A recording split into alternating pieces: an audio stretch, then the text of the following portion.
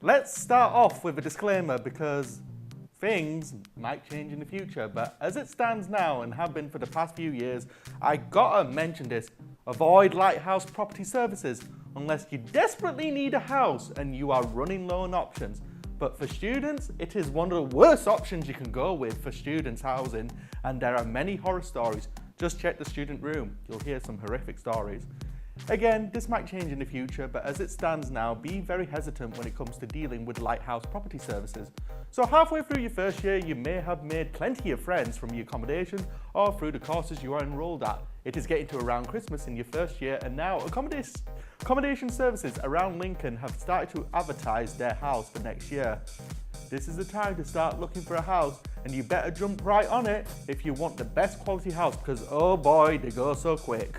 Start searching for a house in November if you want the best quality house. Check the Student Union's housing page in the link somewhere. It even has a quiz too, somewhere, so you can find out what kind of accommodation you are suited to.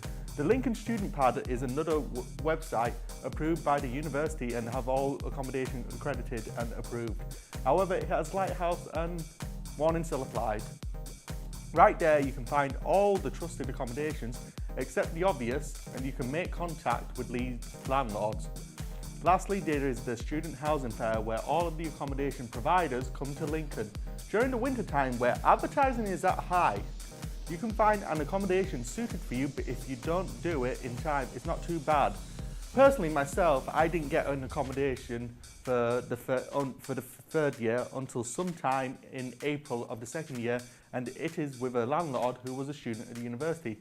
He says that it is best house for me, and very cheap too, at a cost of £76 to £78 a week. So it is always going to be accommodation around that high quality and good, but it requires more searching than the average, and you've got to sit through some of the most infamous accommodations. Also, make sure the accommodation you have picked are certified for electrical, gas and housing multiple occupancy. Otherwise the house is not fit for purpose and you must not sign that contract for the accommodation unless there is a guarantee that will be certified. Check back for more on Student Link.